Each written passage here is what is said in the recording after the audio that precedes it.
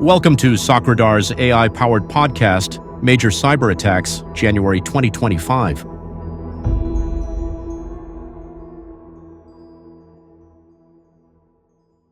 Welcome back, everybody, to the deep dive. This time, we're taking a look back at January 2025. As always, we've been tracking the latest cyber incidents, and let me tell you, January was a doozy. It's going to be a high-level briefing for all you cybersecurity professionals out there. We saw everything from hospitals on high alert, AI platforms getting hammered, and even a crypto heist that'll make your jaw drop. It felt like every sector was hit. Healthcare, finance, AI, telecommunications, you name it.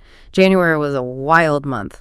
Let's kick things off with healthcare. They're already dealing with ransomware and breaches, but January just seemed to pour gasoline on the fire. Take, for instance, the Community Health Center data breach. Over 1 million patients impacted. I mean, we're talking Social Security numbers, medical diagnoses, insurance details, the whole 9 yards. And that's where it gets really scary. Because exposed Social Security numbers, that's not just identity theft. That's a gateway to all sorts of deeper, more sinister schemes. Yeah. Criminals can use that info to open credit lines, access financial accounts, even commit medical identity theft. It's a nightmare for the victims. Definitely. And the ripple effects are pretty terrifying to think about. Absolutely. But CHC, at least, they acted fast. They said it wasn't ransomware, no data was deleted, and they contained the attack pretty quickly. So at least, props to them for a swift response. But CHC wasn't the only healthcare org that got hit in January. What about that ransomware attack on New York Blood Center Enterprises, NYBC? They're a key supplier to hundreds of hospitals. Right, and that one really highlights the chaos that can happen when you hit a critical supplier. I mean, blood transfusions, surgeries, they all depend on that supply chain running smoothly.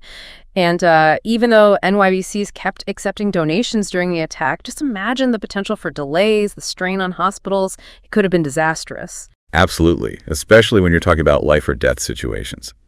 Okay, let's switch gears to a sector that's increasingly becoming a target, AI platforms. DeepSeek, the Chinese AI company, they are a rough January, multiple cyber attacks. It's a prime example of how attackers are shifting their tactics to target the AI space. First, DeepSeek got hit with a massive DDoS attack that took their chat platform offline. I mean, we're talking scale and sophistication on a whole other level. So basically, service disruption on a grand scale. Yeah, pretty much. But wait, there's more. They also had 2 databases exposed online. Over 1 million user chat logs leaked. Need I say how sensitive that kind of data is? I mean, you've got personal information, business strategies, potentially even trade secrets, all just sitting there for the taking. And as if that wasn't enough, the attackers also went after developers, spreading information stealers disguised as DeepSeek tools through compromised Python packages. It's a classic bait and switch, targeting developers who think they're downloading legitimate tools. Software supply chain attack, it's becoming more and more common, unfortunately. Attackers know that developers trust code repositories, so they exploit that trust. It's a reminder to be vigilant, even when you're downloading, tools that you use all the time. Okay, so we've got healthcare and AI both facing some serious challenges. Are you worried about your personal data being exposed on the dark web? Visit SOCRadar today and get your free personalized dark web report. In just seconds, you can find out if your information is at risk. Don't wait until it's too late. Protect yourself now. Head to SOCRadar.io for your free report and take control of your online safety. Now let's move on to the world of finance. January saw the Femex cryptocurrency exchange lose a whopping $69 million in a suspected cyber attack. I mean, that's not chump change. It underscores just how attractive these crypto platforms are to cyber criminals, that the potential payoff is huge. It makes you wonder if some of these exchanges are really doing enough to protect themselves and their users. And speaking of potential for huge impact, let's not forget about the alleged TalkTalk data breach. We're talking about potentially 18.8 million customers affected. That's a lot of people. And what's interesting is it seems like a third-party supplier might be at the heart of it. Right. TalkTalk was using CSG's Ascendant platform, and that seems to be where the vulnerability was. It really goes to show, even if your own systems are secure, you're only as strong as your weakest link. Third-party risk is a major, major concern. No doubt about it. Mm-hmm. And to make matters worse, TalkTalk denied the scale of the breach that the hacker reported. Talk about a PR nightmare. Yeah. This whole situation just shows you how important clear communication is during these cyber incidents. Uncertainty just adds to the chaos. Absolutely. Transparency is key. Okay, let's talk about a sector that sometimes gets overlooked in these conversations: education. The PowerSchool data breach exposed information on over 62 million students and 9.5 million teachers. And get this, it all started with stolen credentials being used to access a customer support portal. It's a reminder that even seemingly, low privilege accounts can be a backdoor into your systems. This hacker was able to use a maintenance access tool through that compromised support portal and extract data from the PowerSource databases. It's pretty alarming. It really highlights the importance of strong access controls at every level. Multi-factor authentication, least privilege, making sure people only have access to what they absolutely need. Minimize that attack surface. Exactly. But in this case, even with those measures in place, a clever attacker still found a way in. And to make things even more complicated, PowerSchool ended up paying a ransom to prevent the data from being released. Always sparks that debate about, whether it's ethical to negotiate with cybercriminals. It's a tough call. Paying the ransom doesn't guarantee anything. But on the other hand, organizations feel that pressure to protect their reputation, try to minimize the harm to the individuals affected. It's a tough spot to be in. Absolutely. No easy answers there. Okay, let's step back from these sector-specific attacks and talk about the bigger picture for a minute. Cloudflare mitigated a record-breaking DDoS attack in January. 5.6 terabits per second. Can you even imagine that scale? It's mind-boggling. 5.6 terabits per second. That could cripple, even the most robust online services. And this attack was fueled by a Mirai variant botnet. Shows how the Internet of Things is still a major vulnerability. So it's not just about securing servers and networks anymore. It's about securing all those connected devices that can be, hijacked and turned into weapons. Speaking of vulnerabilities, we can't forget about the Hotelier hotel management platform breach. This one exposed data from some big names: Marriott, Hilton, Hyatt. It's a wake-up call for any organization using cloud services. Cloud security is crucial. You've got to have secure configurations, robust threat detection. So let's not forget about compromised credentials. It's still a major attack vector. In the Hotelier case, the attackers used stolen credentials to access cloud storage and exploit vulnerabilities to get to that sensitive data. Yeah, it's a multifaceted problem. Secure cloud configurations are critical, but you've also got to address the human element. Strong passwords, multi-factor authentication, and awareness of phishing attacks. Right. It's a combination of technology and human behavior. Absolutely. All right, let's shift our focus to the legal sector. The Wolf-Heldenstein data breach exposed information on over 3.4 million individuals. Social security numbers, medical details, the whole shebang. Yeah, and legal data, that's a gold mine for cyber criminals. It's packed with sensitive information. And this breach highlights a really concerning trend: the long delay in notifications. The breach happened in December of 2023, but some victims weren't notified until almost a year later. That's a huge problem. It is. Delays like that can have a devastating impact on victims. They need to know as soon as possible so they can take steps to protect themselves. Absolutely. And finally, to wrap up our January cyber tour, let's touch on the suspected Rostelecom data breach in Russia.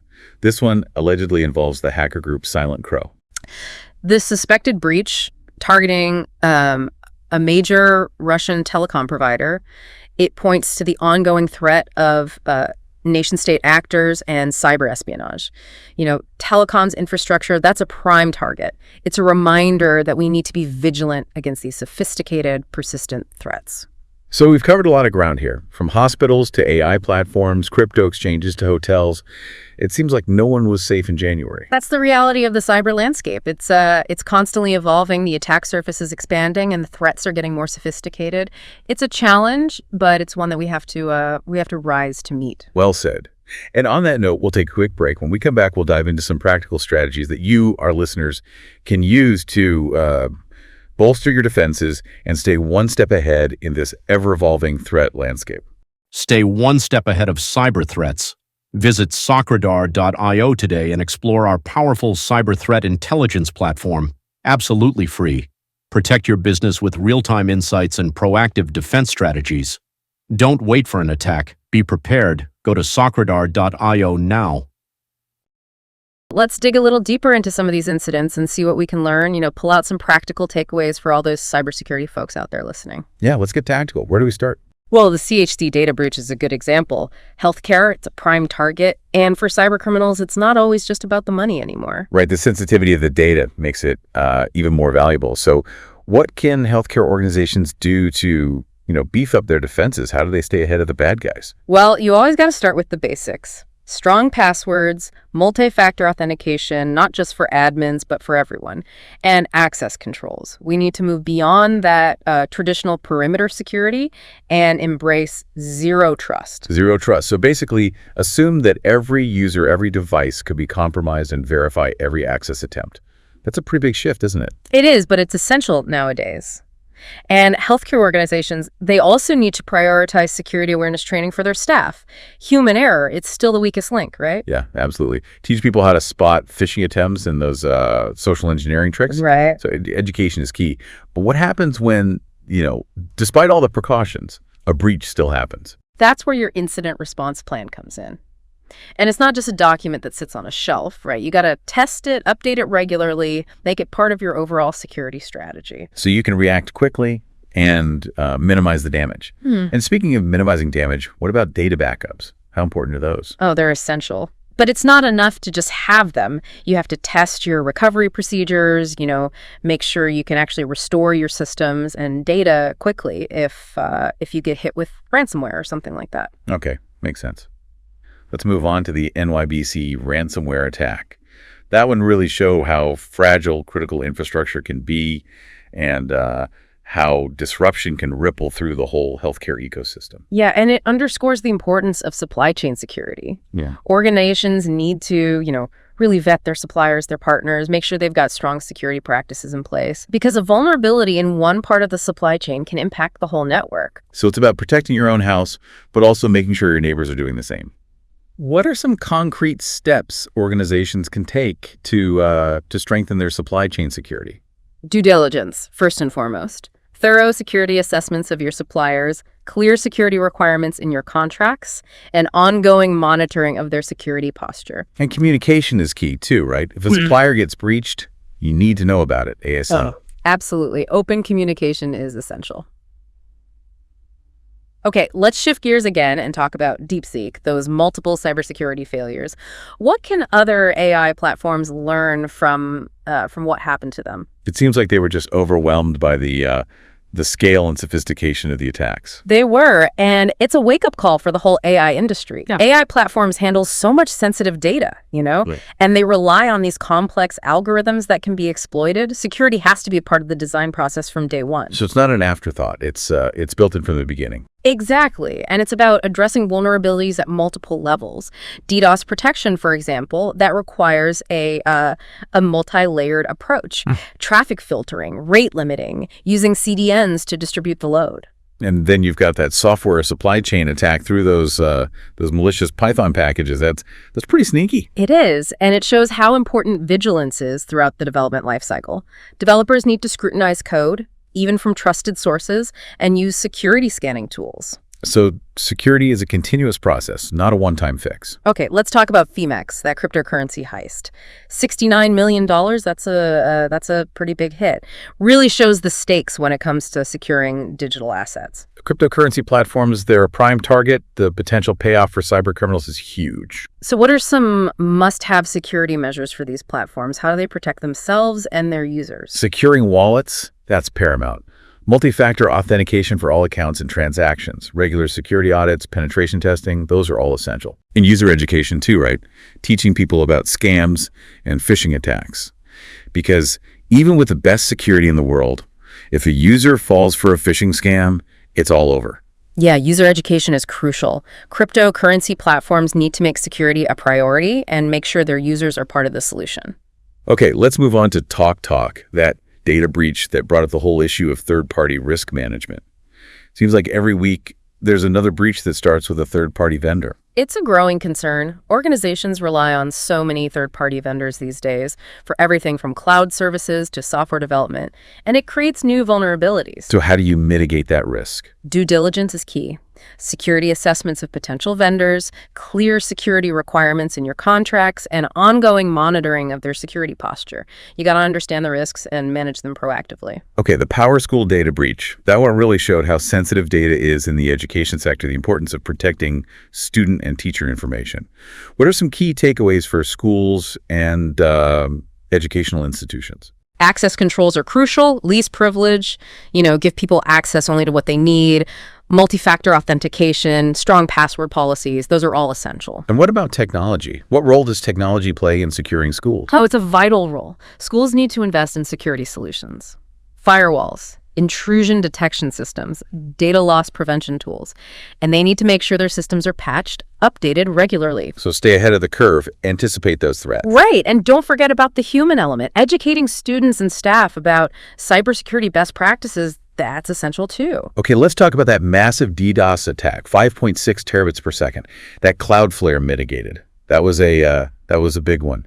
What can organizations do to protect themselves from those kinds of attacks? DDoS mitigation, it's a multi-layered challenge. You need robust defenses in place, leverage CDNs to distribute the traffic load, implement rate limiting, have a plan for diverting traffic if you get hit. And it's a reminder that securing the Internet of Things is important. A lot of these botnets, they're fueled by compromised IoT devices. Absolutely. IoT security, it's often overlooked, but it's crucial. Now, the Hotelier breach, that one exposed data from those big hotel chains. It really highlighted the importance of cloud security. More and more organizations are moving to the cloud, but are they doing enough to secure their environments? That's the question. What are some key things to think about when it comes to cloud security? Well, first, understand the shared responsibility model. Cloud providers are responsible for the underlying infrastructure, but organizations, they're responsible for their own applications, data, and configurations. So strong access controls, encryption, threat detection, those are all on the organization. So it's a team effort. Organizations and cloud providers working together. The Wolf-Haldenstein data breach, the one that targeted the law firm that raised some concerns about legal data and timely breach notifications. Legal data, it's a prime target. It's full of sensitive information. Law firms need to prioritize data protection, strong security controls, encryption, access controls, data loss prevention. And when breaches do happen, those notifications need to go out fast. Absolutely. Transparency and communication are essential. Delays just make things worse. And finally, the suspected Rostelecom data breach, the one allegedly involving Silent Crow. That highlights the ongoing threat from nation-state actors, cyber espionage. Telecommunications providers, their critical infrastructure, attacks against them can have a huge impact. So how do you protect yourself from those kinds of attacks, the state-sponsored ones? It's tough. Defending against nation-state actors requires a multi-layered approach. Advanced threat detection, incident response capabilities, and collaboration with government agencies and security researchers. Okay, we've covered a lot of ground here. So for our listeners out there, the cybersecurity professionals working hard to keep things secure, what's the key takeaway from all of this? The threat landscape, it's constantly evolving. It's not a question of if you'll be attacked, but when. You got to be proactive, multi-layered security approach. Technology, people, and processes. Be vigilant, adapt, and stay ahead of the attackers. It's a tough job, but a crucial one. And that brings us to the end of part 2. In the final part of this deep dive, we'll explore some proactive strategies that you, our listeners, can use to strengthen your defenses and stay ahead of the game in this ever-changing threat landscape. Okay, so we spent the last 2 parts of this deep dive, really digging into all the cyber mayhem that went down in January. But let's shift gears now. Let's talk solutions. What can our listeners, all you cybersecurity pros out there, what can you actually do to protect your organizations from these increasingly sophisticated threats? Well, it's all about being proactive. You can't just sit back and wait for something to happen anymore. You got to anticipate those threats, understand your vulnerabilities, and put those strong security controls in place.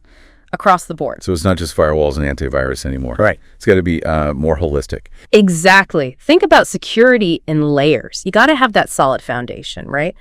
Strong passwords, multi-factor authentication, keeping everything patched and updated.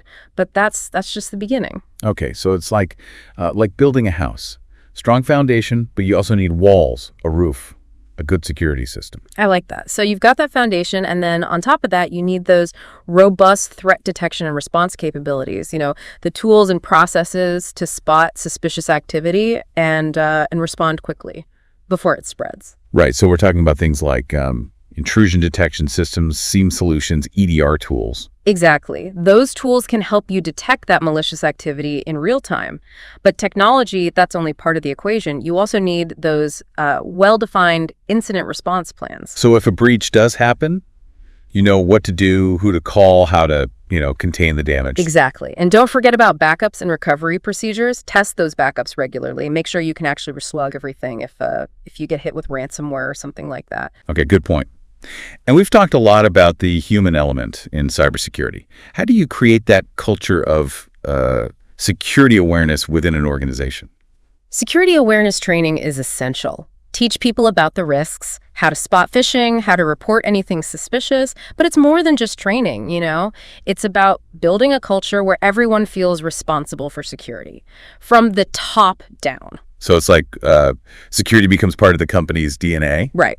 And that takes leadership buy-in. They got to set the tone, make it clear that security is a top priority. Makes sense. So we've talked technology, people, processes. Yeah. Anything else cybersecurity professionals should be thinking about? Collaboration. You can't do it alone. The threat landscape's too complex. Share information, participate in threat intelligence sharing platforms, work with government agencies, security researchers. Build that collective defense. Right, strength in numbers. Exactly. And remember, cybersecurity, it's not static. It's constantly changing. Those threats are evolving all the time. So you got to stay informed, keep learning, adapt your strategies. It's a journey, not a destination. Yeah, right? Exactly. And don't underestimate the power of curiosity. Stay curious about those new threats, new technologies, the attacker's tactics. Keep learning. That's what the deep dive is all about, right? Digging into these complex topics, finding those nuggets of wisdom that can help you stay ahead of the game. Exactly. And remember, you don't have to be a cybersecurity expert to be security conscious. Everyone has a role to play. That's a great point. So to our listeners out there, we challenge you to take what you've learned from this deep dive and put it into practice. Strengthen your defenses, stay vigilant, and keep learning. And as always, thanks for joining us on the deep dive. Wake up, the cyber world is calling. Follow the clues of the cyber world.